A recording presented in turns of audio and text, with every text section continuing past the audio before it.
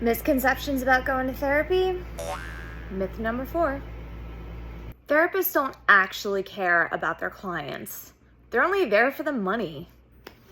Okay, now that we finally graduated high school, what are you gonna do for a living? I'm gonna make so much money.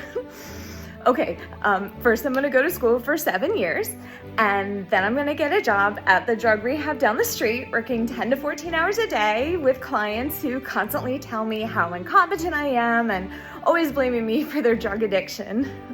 Oh, and then I'm gonna wait on tables over the weekend to help me pay off my student loan, but that's only gonna take 30 years. It's gonna be great. Let's address a couple of things here. All right, I admit when I was a kid and growing up, and maybe even still today, I always wanted to be the 5th member of U2. Bono, hear that? Call me. But the reality is that of all the things in the world we could have chosen to do, we chose to be therapists because we care about people and because we genuinely want to help others. And most therapists do not make as much as you think they do. Another thing is that we have to maintain professional boundaries, not just to protect ourselves, but to protect the integrity of the therapeutic relationship. We can't be in a room completely falling apart with you as you tell us your trauma.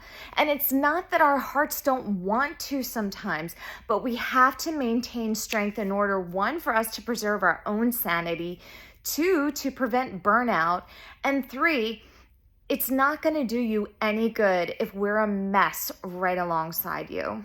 And lastly, it's extremely common for people to come into a therapy session with a preconceived notion that nothing that happens in that room is going to help them.